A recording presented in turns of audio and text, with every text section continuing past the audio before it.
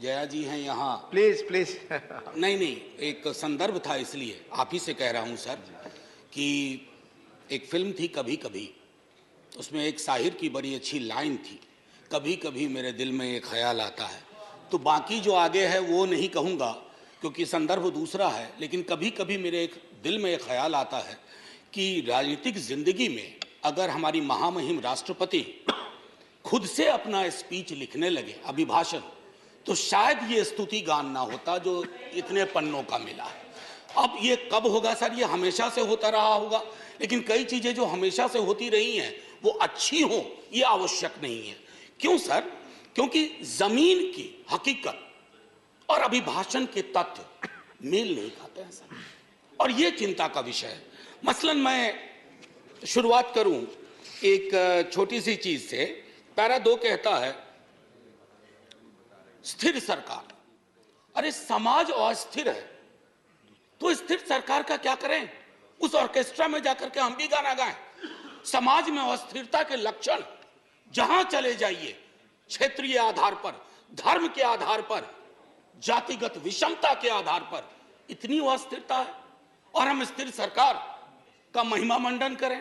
Sir, स्थिर सरकार वो होती है जो समाज में अस्थिरता पैदा ना होने दे। यहां उल्टा मामला है, ये चिंता का विषय है। इसकी अभिव्यक्ति माननीय राष्ट्रपति महोदया के अभिभाषण में नहीं होती है।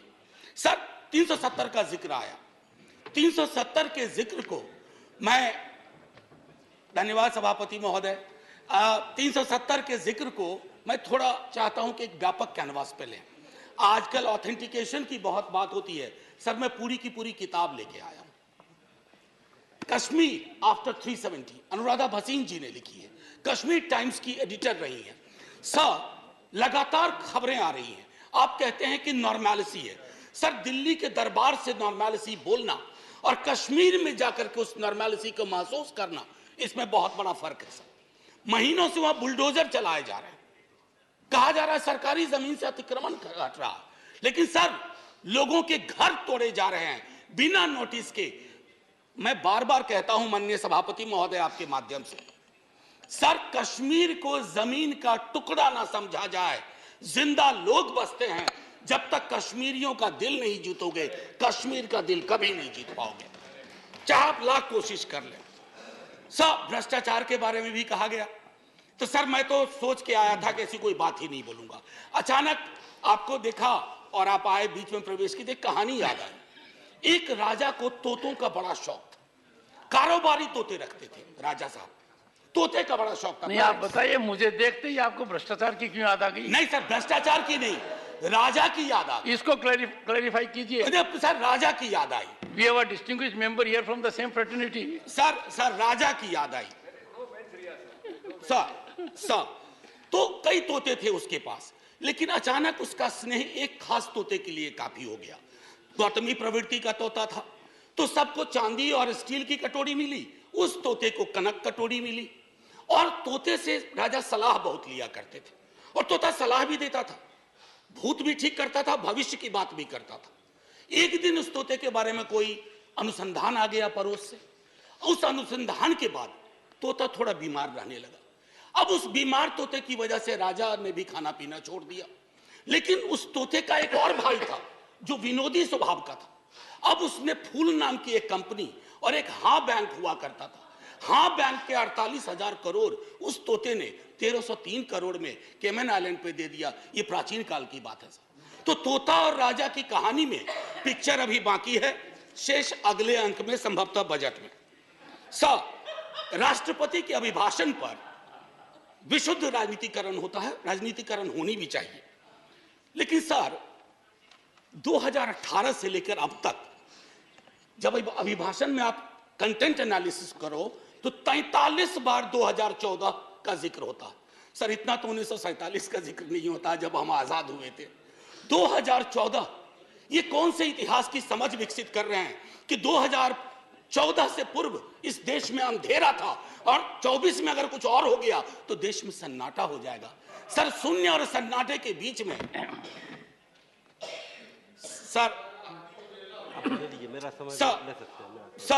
मैं माननीय सभापति महोदय, टॉलरेंस 1952 में बाबू राजेंद्र प्रसाद एक बड़ा दिलचस्प किस्सा है कि 2014 की खासियत क्या है। I was elected to parliament in 89। तो एक second, let's be little decorous. हाँ, be little decorous. These snipe swords should not be there. They don't give any dignity to anyone in the house. So we started a decade in 90s. So we used to have MPs, ex-MPs. But there was a new breed during 90s, ex-MPs, AXED. They couldn't complete their term. 9th Lok Sabha was there. Then thereafter we had that situation when we had Indra Kumar Gujral ji, H.D. Devgoda ji, and also Atal Bihari Vajpayee ji for 2 terms. So that particular phase of 30 years where the country had coalition governance came to an end in 2014. That was the reason. Sir, एक second, sir, Jairam जी, अच्छा, I said AXED. Sir, माननीय सभापति महोदय, मेरे वक्त वैसे भी हम लोगों का अच्छा वक्त नहीं चल रहा है, तो मेरे वक्त में 2 मिनट का इजाफा कर दीजिएगा। एक स्पीकर हमारे और होंगे, संभव उनका कट जाएगा। सर प्लीज, मैं क्यों कह रहा था, आप मेरे भावार्थ को नहीं समझे। 2014 सर, इतिहास बोध 2014 से नहीं होगा, फिर क्या कहेंगे 47 में। हम पहली आजादी की वर्षगांठ हमने 48 में मनाई थी सर, तब तक बापू को खो चुके थे। हाँ, आज 75वें वर्ष में इस तथाकथित अमृतकाल में मैं ये देख रहा हूं कि गांधी की हत्या करने वालों का महिमा मंडन हो जाता है। ये भी है, ये है, इसलिए 2014 चिंता का विषय था। और कोई नहीं, प्रधानमंत्री डेमोक्रेटिकली इलेक्टेड हुए, कौन विरोध करेगा। लेकिन डेमोक्रेसी में कई एनोमलीज आ रही हैं, विसंगतियां आ रही हैं, उनका जिक्र ना करूं तो पार्लियामेंट फिर किस बात की। सर, राजेंद्र बाबू तक टॉलरेंस की बड़ी बात हुई, उनसे लेकर के सहिष्णुता की बात हुई। अब सहिष्णुता शब्द गायब है अभिभाषण से। क्या नहीं चाहिए हमें सहिष्णुता? क्या हम नहीं देख रहे हैं कि हमारे समाज में कटीली दीवारें लगाई जा रही है कौमों के बीच में? बुलडोजर प्रतीक बनता जा रहा उत्पीड़न का, माइनॉरिटी राइट्स के हनन का। ऐसे दौर में सर, ऐसे दौर में टॉलरेंस शब्द का बार बार उठान होना, बयान होना यह आवश्यक था। टॉलरेंस शब्द को दूर करके you are appearing basically as an intolerant government which is not in the grain of Indian democracy. Agniveer का जिक्र हुआ सर। अग्निवीर, कभी युवाओं से पूछिए कि पूरी जिंदगी जो तुम ये तैयारी कर रहे हो सिर्फ 4 वर्ष के लिए। सर, हम सब, मैं नौकरी में हूं सर, मैं नौकरी में हूं, इसलिए सामाजिक सुरक्षा पेंशन की गारंटी है सर, गारंटी है। ये कौन सा निजाम कर रहे हैं सर इस देश में? मैं जिक्र नहीं करना चाहता हूं कि ये क्या है। ये तो लॉलीपॉप भी नहीं है, ये जहरीला फल है जो समाज में है। कभी उन युवाओं से पूछिएगा कि उनको ये 4 वर्ष वाले आइडिया का वो क्या सोचते हैं। सर, लगातार फॉरेन पॉलिसी पर भी मैं देख रहा हूं अभिभाषण चुप सा होता जा रहा है। फॉरेन पॉलिसी पर बात नहीं होती। सेना की सुप्रीम कमांडर है हमारी राष्ट्रपति जी। सेना के सुप्रीम कमांडर को क्या यह अंदेशा नहीं है कि चाइना के बॉर्डर पर हालात उचित नहीं है?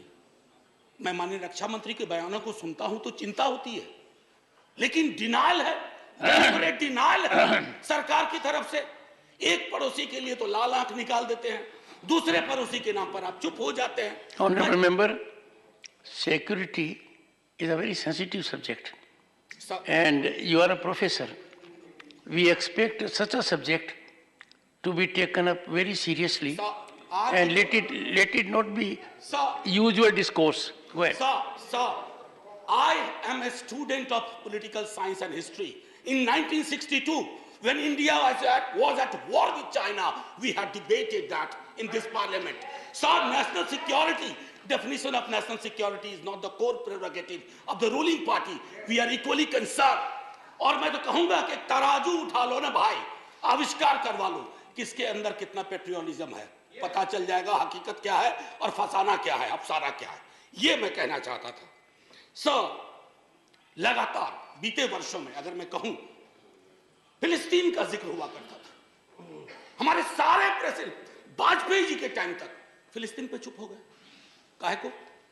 क्या वजह है? क्या हम अपनी विदेश नीति में ये ताकत नहीं पैदा कर सकते कि oppressed community anywhere is our will shall have our concern? कितना बदल गए हम सर। मैं जानता हूं हिंदुस्तान के नजरिए से देखिए, लेकिन हिंदुस्तान की नजर मत बदलवाइए। जो 47 में नींव रखी थी गई थी, उस नींव को मत हिलाइए। उस नींव को हिला दीजिएगा तो पार्लियामेंट की बिल्डिंग भी ढा ढा के गिर जाएगी। ये चिंता का विषय है सर।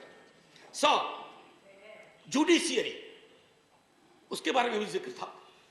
जुडिशियरी पर आजकल मैं देख रहा हूं 2 चम्मच सुबह 2 चम्मच शाम के हिसाब से बयान आते रहते हैं सरकार की ओर से। साहब, हम सब जानते हैं कि जुडिशियरी में रिप्रेजेंटेशन होना चाहिए। हमारा दल, राष्ट्रीय जनता दल, और हमारे नेता लगातार कहते रहे कि वंचित समाज SC ST OBC का जब तक प्रतिनिधित्व नहीं होगा, न्यायपालिका और न्यायालय दूर रहेंगे हमसे। लेकिन सर, मामला अब बेसिक स्ट्रक्चर पर आ गया और बयान ऐसे आ रहे हैं जिनको न मौलिक की समझ न संरचना की समझ। बेसिक स्ट्रक्चर पर मैं तो और किसी को नहीं कहूंगा, आप आडवाणी जी को देख लीजिए, उनको पढ़ लीजिए, पता चल जाएगा। माननीय प्रेसिडेंट साहिबा के बयान में जातिगत बहुत बातें हुई, SC ST OBC। सर, पूरे देश में एक लहर चल रही है जातिगत जनगणना की। आपके भी लोग अब बोलने लगे हैं, सत्ता पक्ष के। सर, मैं 12वें मिनट पे खत्म कर दूंगा, हालांकि 2 मिनट आपको जोड़ना भी था सर, माफी के साथ। मैं सिर्फ ये कहना चाहूंगा सर कि जातिगत जनगणना के लिए सरकार, आपका कोई नुकसान नहीं होगा। मैं आपको यकीन दिलाता हूं, थोड़ा फायदा होगा। हकीकत देखिए कौन कहां खड़ा है, इसलिए बिहार में हम सर्वेक्षण करवा रहे हैं। प्रेरणा लीजिए ताकि जिनका हक, जो वंचित रहे हैं। अब ब्लास्ट फ्रॉम द पास्ट अक्सर आता है, नाम बदलो नाम बदलो। डेली पार्लियामेंट के बाहर कोई पूछता है, आज वो फलाना का नाम बदल रहा है। मैंने कहा यार, पीस मिल में क्यों करते हो, खुदरा खुदरा कर रहे हो, थोक में करो, थोक में करो। अभी मंत्रिमंडल का विस्तार शायद होगा, एक मंत्रिमंडल बनाओ, नाम बदलो मंत्रालय, एक साथ बैठ करके एक बार में हिसाब कर दो। अरे साहब, नाम बदलने से इतिहास बदलता ना, तो नाम बदलने वाले खुद बदल गए, इतिहास नहीं बदला। हड़प्पा की सभ्यता से लेकर जो कुछ आज तक हुआ इस मुल्क में, वो हमारी धमनियों में है, किसी को कमतर मत दिखाइए। और रही बात मुगलों की, आपके अंदर तो एक बहुत बड़ा मुगल है, वो भी बिल्डिंग बनाने का शौकीन था, अभी बहुत शौकीन है। खैर, एनीवे सर, मैं आखिरी टिप्पणी ये करूंगा आपके समक्ष सर, बिना नाम बताए बता रहा हूं।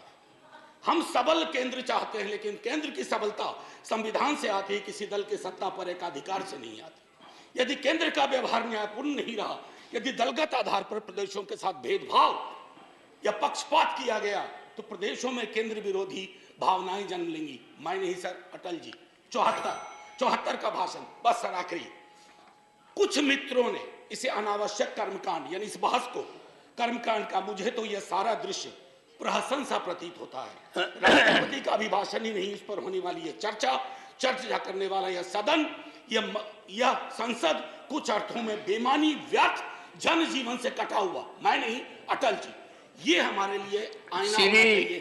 सर, आखिरी सर, एक जय हिंद तो बोलने दीजिए सर, जय हिंद बोल देने दीजिए, 2 मिनट मेरा जोड़ना भी है आपको। सर, मैं सिर्फ ये कहूंगा, जय हिंद बोलने से पहले सर, ये अवसर होते हैं, सदन में जितने लोग हैं, मैं सबका शुक्रिया अदा करता हूं, लेकिन लोकतंत्र नहीं बचेगा ना सर, तो सिर्फ अगर तंत्र बच गया तो कुछ बचेगा नहीं। जय हिंद सर, शुक्रिया बहुत बहुत। और आपके मन में कभी कभी ख्याल आता है, वो बाकी चेंबर में बताइए। जी सर।